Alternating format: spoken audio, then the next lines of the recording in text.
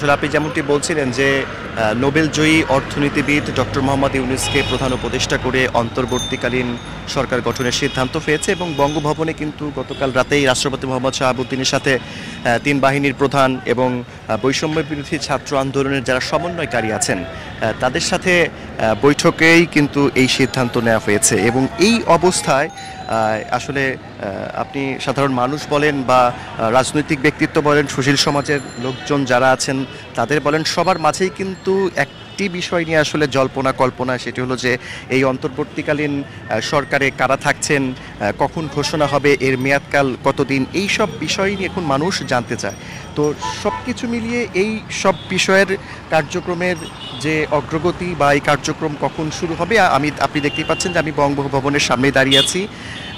আমার কাছে যে তথ্য আছে, তো এই কার্যক্রম যখন আসলে যে কোনো সময় শুরু হয়ে যেতে পারে, তবে আমরা আশা করছি যে সন্ধ্যা নাগাদ বা সন্ধ্যার পরে এই কার্যক্রম শুরু হয়ে যেতে পারে। তবে আমরা আশা করছি যে যেহেতু ডক্টর মোহাম্মদ ইউনূস প্রধান উপদেষ্টা হিসাবে আছেন এই অন্তর্বর্তীকালীন সরকারের, যেহেতু তিনি দেশের বাইরে আছেন, সেক্ষেত্রে আমরা আশা করছি তিনি আসার পর হয়তো তার সাথে কথা বলে তার মতামত নেওয়ার পরেই এই সরকার অন্তর্বর্তীকালীন সরকারের বাকি সদস্য কারা হচ্ছেন, কে কে থাকছেন, সেই বিষয়গুলো হয়তো বা জানানো হবে।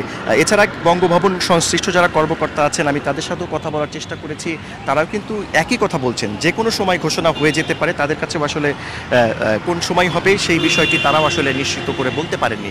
তো সব কিছু মিলে আপনি দেখতে পাচ্ছেন যে আমি বঙ্গভবনের সামনেই দাঁড়িয়ে আছি। এখানে নিরাপত্তা ব্যবস্থা অনেক বেশি জোরদার রয়েছে। আপনি দেখতে পাচ্ছেন সেনাবাহিনীর যারা সদস্য আছেন তারা এখানে নিরাপত্তার দায়িত্ব পালন করছেন। আর এছাড়া হৃদয়, আপনি আসলে জানেন যে গতকাল সন্ধ্যার সময় বৈষম্য বিরোধী ছাত্র আন্দোলন যারা সমন্বয়ক আছেন, 15 জন সমন্বয় সন্ধ্যার সময় এই বঙ্গভবনে আসেন, এরপর তিন বাহিনীর প্রধান আসেন। সব কিছু মিলে কিন্তু তারা রাষ্ট্রপতির সাথে প্রায় 4 ঘন্টা 5 ঘন্টা বৈঠক করেন। এই বৈঠকে কিন্তু বৈষম্য বিরোধী ছাত্র আন্দোলনের সমন্বয়করা কিন্তু ডক্টর মোহাম্মদ ইউনূসকে প্রধান উপদেষ্টা হিসাবে দেখতে চান, তারা সেটি জানান। এবং বৈঠক শেষে কিন্তু বৈষম্য বিরোধী ছাত্র আন্দোলনের যারা সমন্বয়ক তারা কিন্তু বেরিয়ে এসে সংবাদ মাধ্যমের সাথে কথা বলেন। তারা যেটি উল্লেখ করেন যে রাষ্ট্রপতির কাছে তারা তাদের পছন্দের বিষয়টি উল্লেখ করেছেন। এছাড়া সদস্য কারা হতে পারেন সেই বিষয়ে তারা 15 জনের একটি তালিকা দিয়েছেন, সেই বিষয়টিও তারা উল্লেখ করেছেন এবং তারা বলেছেন যে যত দ্রুত সম্ভব এই অন্তর্বর্তীকালীন সরকার গঠন হোক।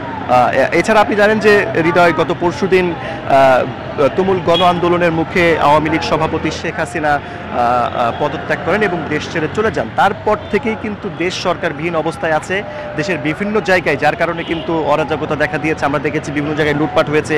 তো সব কিছু মিলিয়ে দেশের এই অবস্থা সুষ্ঠু করার জন্য বা দেশের আগের অবস্থায় ফিরিয়ে আনার জন্য কিন্তু দ্রুত অন্তর্বর্তীকালীন সরকার গঠন করা প্রয়োজন। এছাড়া কিন্তু অন্তর্বর্তীকালীন সরকার কারা কারা আসছেন এই বিষয়ে কিন্তু সামাজিক যোগাযোগ মাধ্যমে বেশ কিছু তালিকা ছড়িয়ে পড়েছে, যদিও সেই বিষয়ে আমাদের কাছে কোনো স্পষ্ট তথ্য বা সেই বিষয়ে কোনো সত্যতা আমাদের কাছে নেই। তো সব কিছু মিলে আমরা বঙ্গভবনের সামনে অবস্থান করছি। যে কোনো সময় আসলে এই অন্তর্বর্তীকালীন সরকার গঠনের কার্যক্রম শুরু হয়ে যেতে পারে। আর ডক্টর মোহাম্মদ ইউনূসের যে বিষয়টি বলছিলাম, তিনি এখন দেশের বাইরে অবস্থান করছেন, ফ্রান্সের রাজধানী প্যারিসে অবস্থান করছেন।